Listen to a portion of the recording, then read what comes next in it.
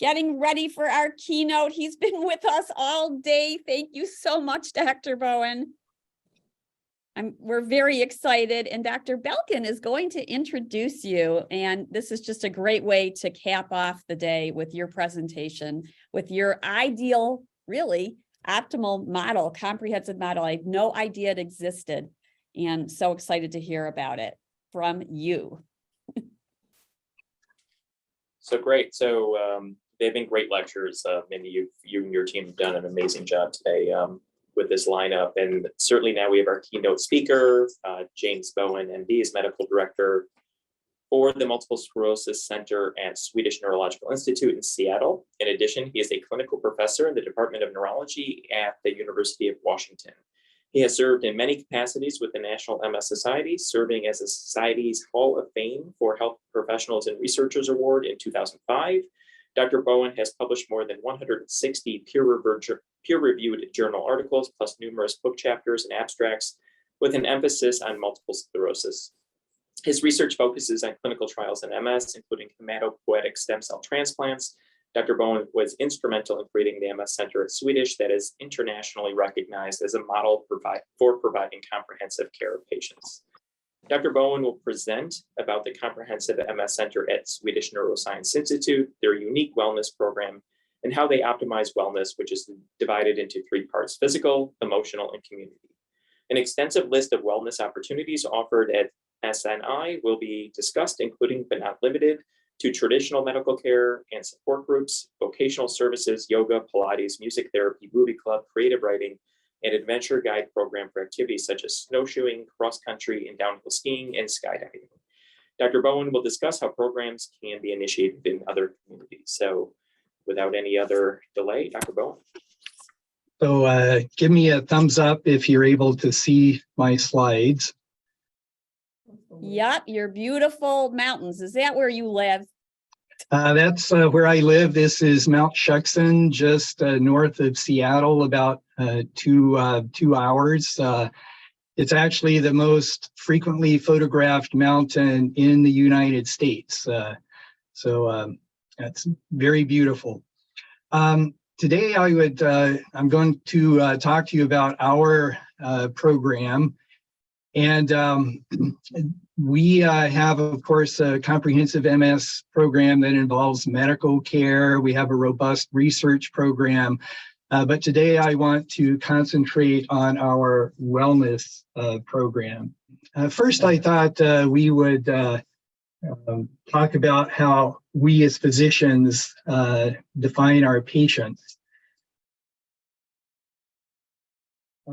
One way to do it is the pathology. For example, they have MS, periventricular lesions on their MRI. The pathology of this is that it's an infiltrate of lymphocytes and macrophages, and that this is due to dysregulation of the immune system with all the complex pathways of immunity. We also define our patients by their disease course. Do they have relapsing remitting disease, or primary progressive, or secondary progressive? Or what is their level of disability? The scale we use most commonly is the Expanded Disability Status Scale, or EDSS. We also think about patients in terms of how their MRI is doing.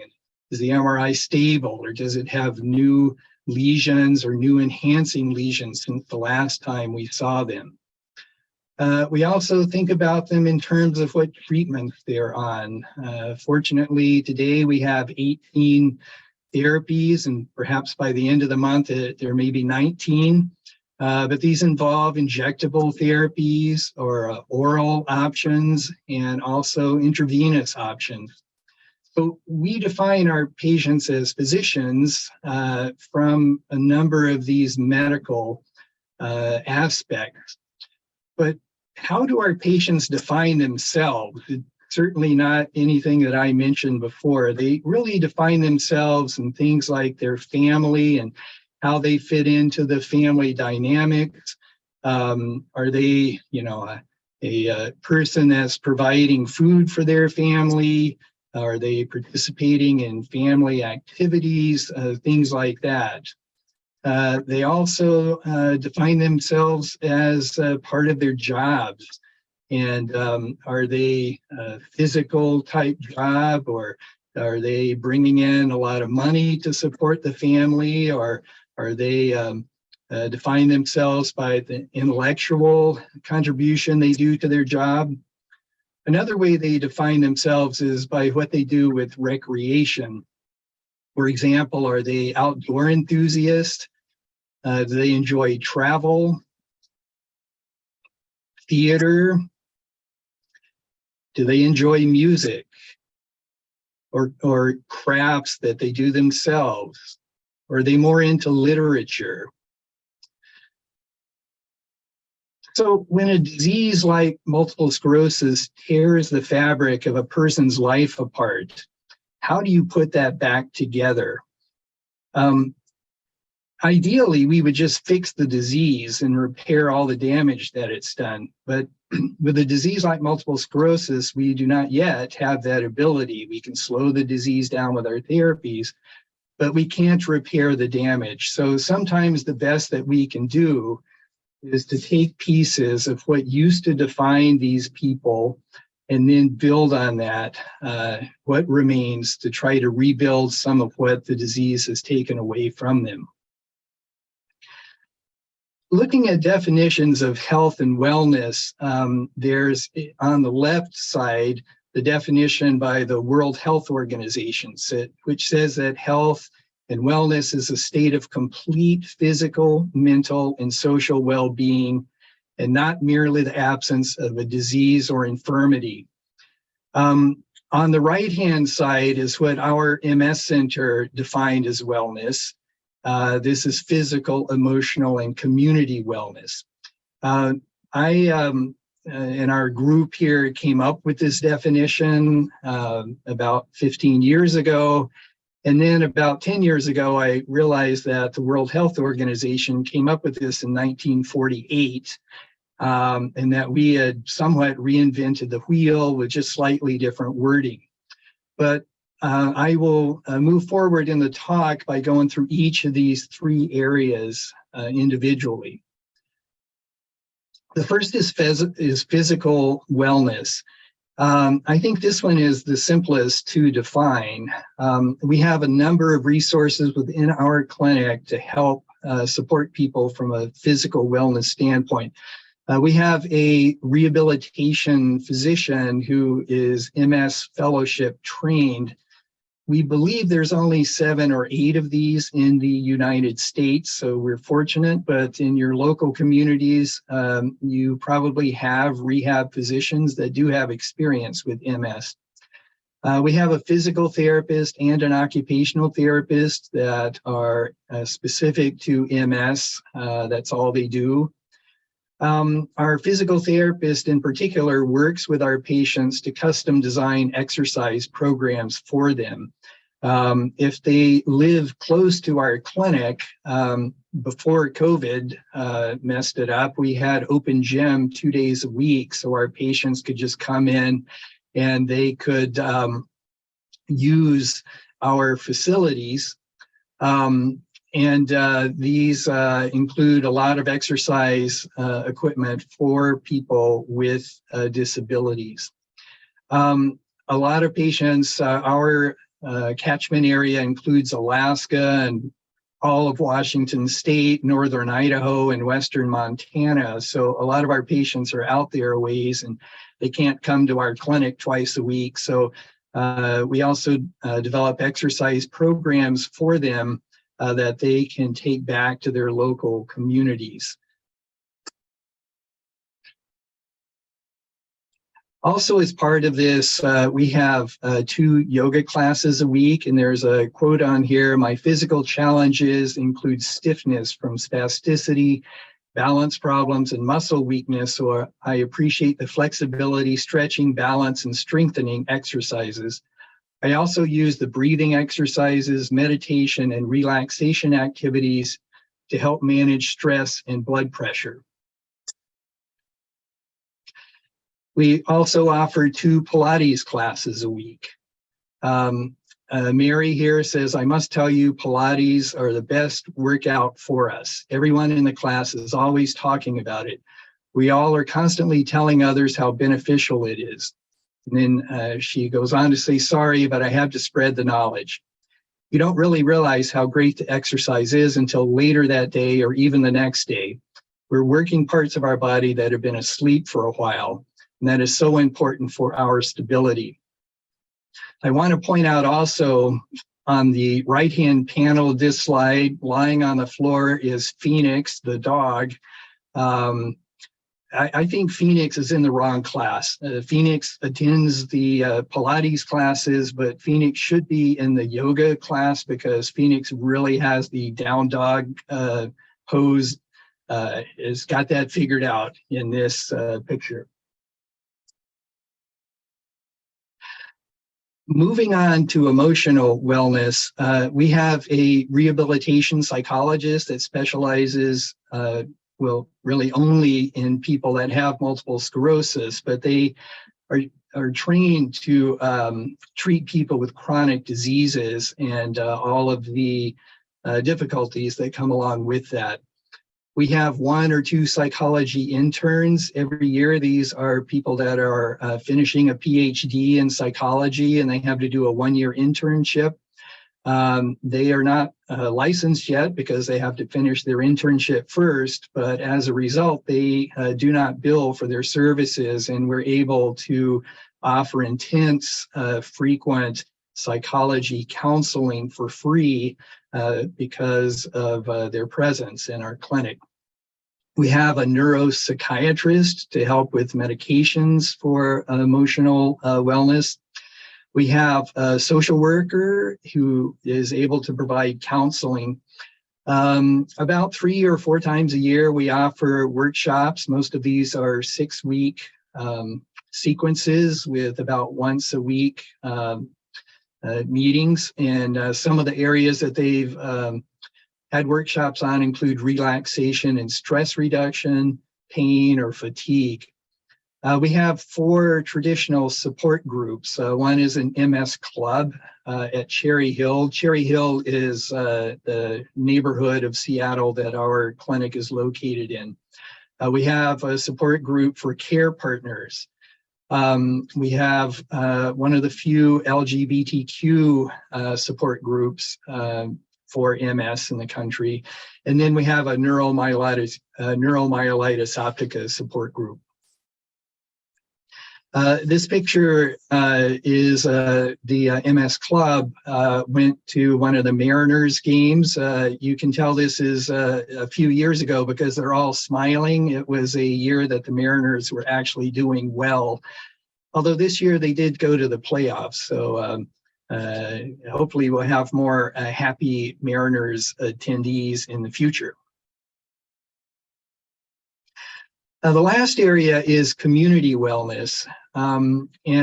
This is an attempt to enhance community or get people re-involved in kind of normal life activities outside their home. We have a social worker, as I mentioned before. We also have a vocational rehab counselor, and I believe she's the only person in the world that all she does is multiple sclerosis vocational issues. About 2/3 of her job is to help with workplace accommodations, including going out to the employment, the place of employment, and working through with the employer what appropriate accommodations might be.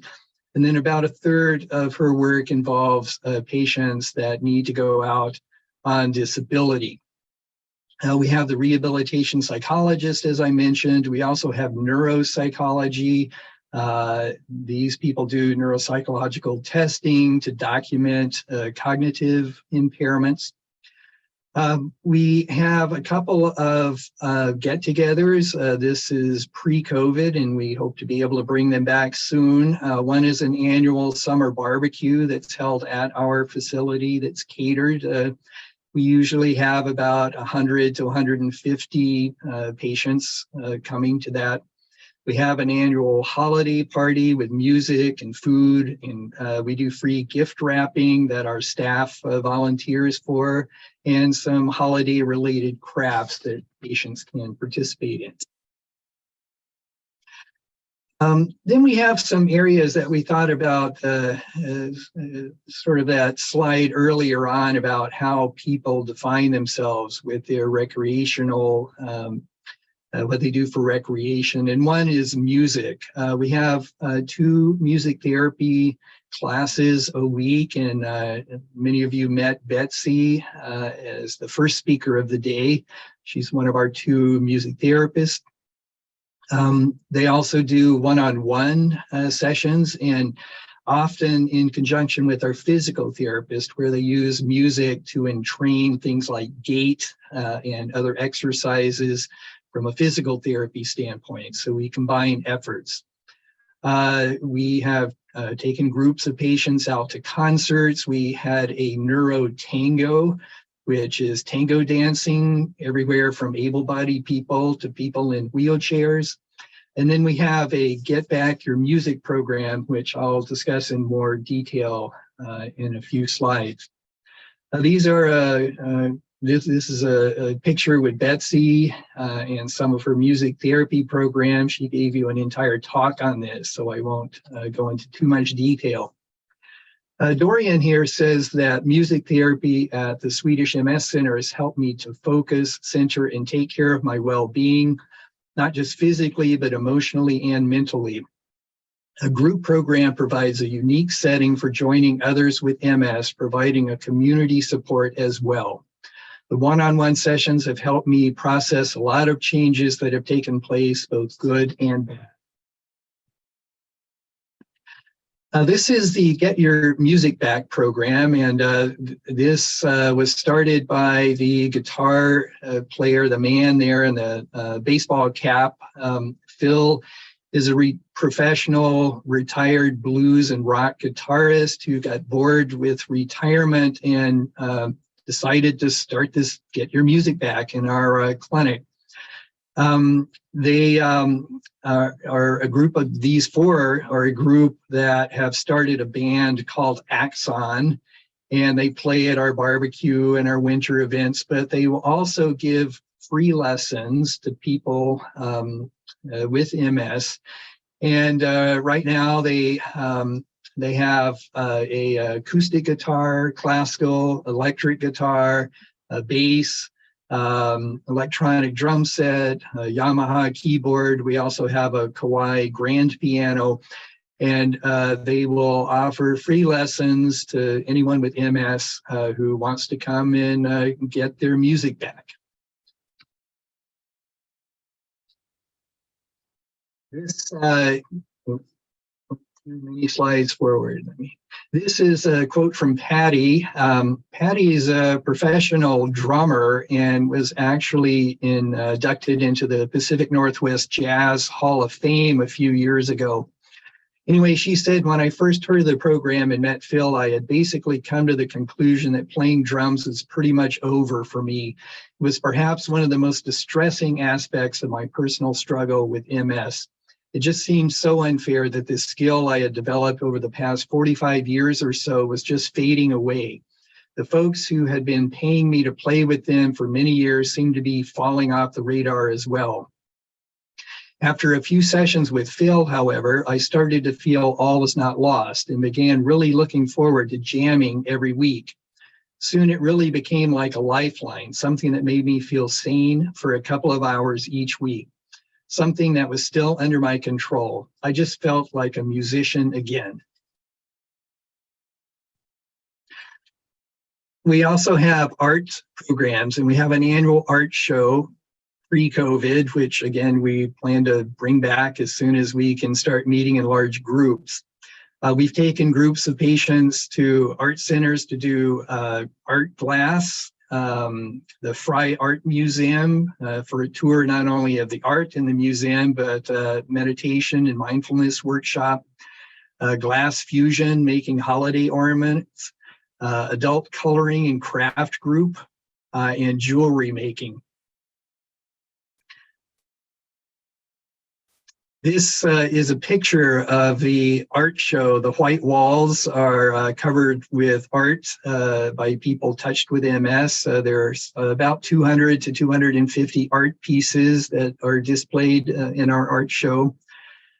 Some of them are from family members, such as children. Some of them are more just directly related to MS. Some have nothing to do with MS. And then some are just in your face about MS. This patient that made this MS sucks slide actually wanted to withdraw it because she thought nobody would like it, but it turns out to be extremely popular with our patients. And then one of the most unique, probably the most unique offering that we have, we had to come up with a name for it. So we came up with Adventure Guide. And our purpose of the Adventure Guide is keeping all people with MS engaged in joyful life experiences through fun and challenging events. We've been doing this for 6.5 years, since 2016. This is the offerings that we did the first year. And basically the Adventure Guide is arranging field trips for people with MS to get them back out there doing things that are fun. Simon, who is our occupational therapist, is the one that runs this program. This first year he had indoor rock climbing, sailing in Puget Sound. They had an event for adaptive cycling where people with paraplegia or balance problems they have different types of cycles that they can ride.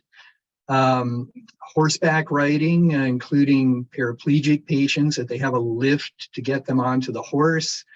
Adaptive kayaking, again, with lifts to get people that are up to quadriplegic levels of disability back out there doing things. Crystal is a downhill ski area, and in the summer you can take the gondola up, and there's a paved trail that you can go look at the mountain wildflowers. This is a snowshoeing event, and then he does adaptive skiing, including a sit ski that a quadriplegic patient can steer. If you can move your head, you can steer the sit ski.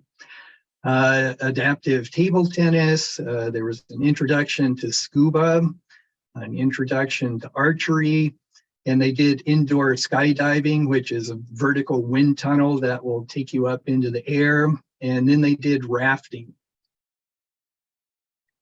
That was the first year. These are some of the other events that they have done since then. Their self-defense courses, Neurotango, the sailing in Puget Sound. They've added overnight camping on one of the islands in the Sound, and again, including people up to quadriplegic patients. They have done tandem paragliding, the iFly indoor skydiving. They've gone to many concerts, several local speaking and book readings that have been given.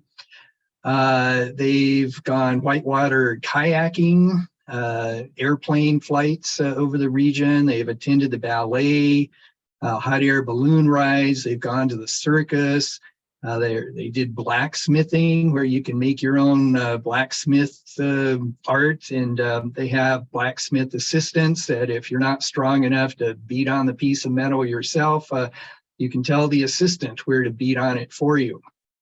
Various professional sports groups, Mariners, the Sounders teams, comedy theater, indoor rock climbing, creative writing workshops, rafting, and then during the pandemic, many of these we could not do, but we moved on to virtual reality headsets and have posted a lot of our adventures that were recorded with a 360-degree GoPro and turn them into virtual reality adventures. So you can go rock climbing, for example, from your chair in your living room.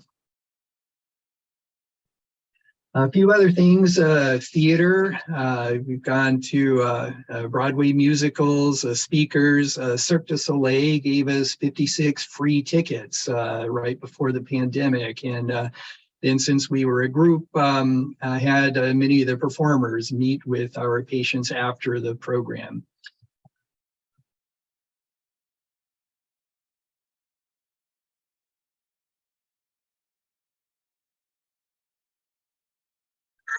Books that were read the first year that we offered this.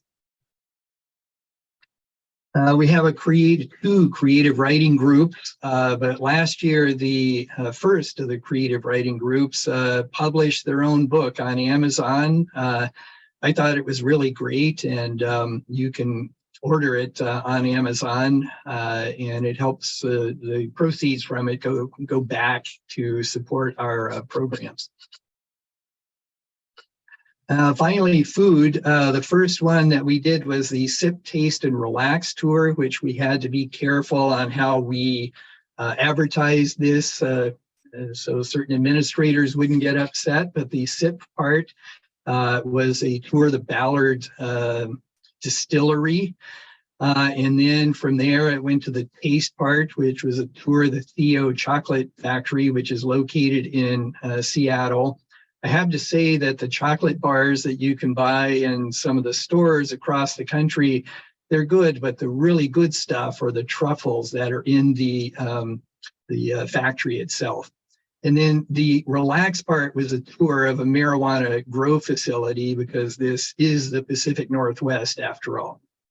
They've also done walking tours with a nutritionist at PCC, which is a grocery here that's a co-op and specializes in healthy foods. So that's a taste of some of our programs, and then I wanted to spend just a few minutes about like how do we finance all of this, so that it could give you some ideas of how you might do this in your own communities. The biggest expense we have is salary support, and it runs about $250,000 a year. The 5 salary supports we need are social work, vocational counseling. We have a coordinator that coordinates all of these programs for us, the adventure guide, and then we have instructors for our Pilates, yoga, and music therapy programs.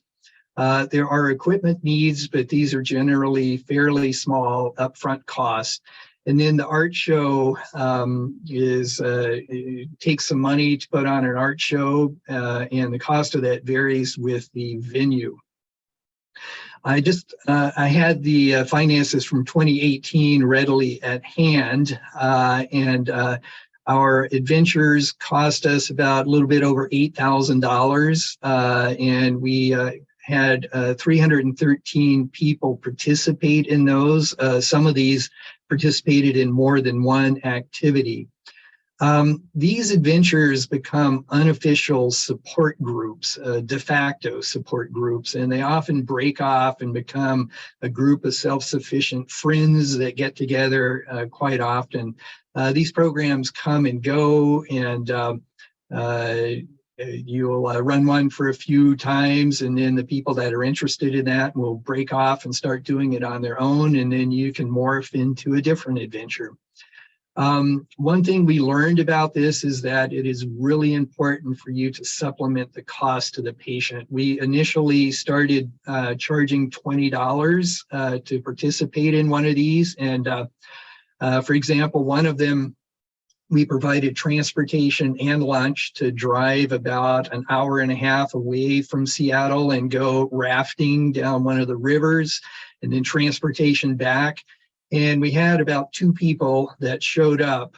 But once we offered scholarships to cover the cost of the $20, we, within 3 days, sold out the event. So many of these people are on the edge of their finances because of their disease, and they cannot even afford $20. So you have to take that into account. The first step, the low-cost things, you can set up support groups. You just need a space to do that, and then it's important to provide snacks for your support group. The self-limited workshops are cheap, movie club, and also some of your support groups. You need to get access to an LCD projector, a computer, and a DVD player. You can leverage your network for special interest. Most of our adventures and ideas come from our own staff that have interest in these areas. Patients and their families may have contacts that can help you. We get physical therapy and medical assistant students to help, like with our barbecues and things like that, because they need to have so much face time to finish off their degrees. And in return for 4 hours of helping us at a barbecue, the MA students get a nice letter from us saying that they participated in 4 hours.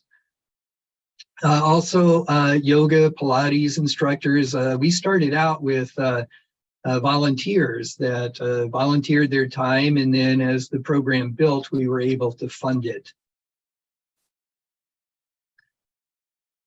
Community contributions, event tickets and food are often donated. I mentioned the specialty food stores, sporting equipment stores may be able to help you with bicycles and boating access. Once you get your program going, participants can help you gain additional resources like offering art classes or music equipment. Contacts within a horseback riding community really came from our patients that had an interest in that. And then similarly with various community clubs.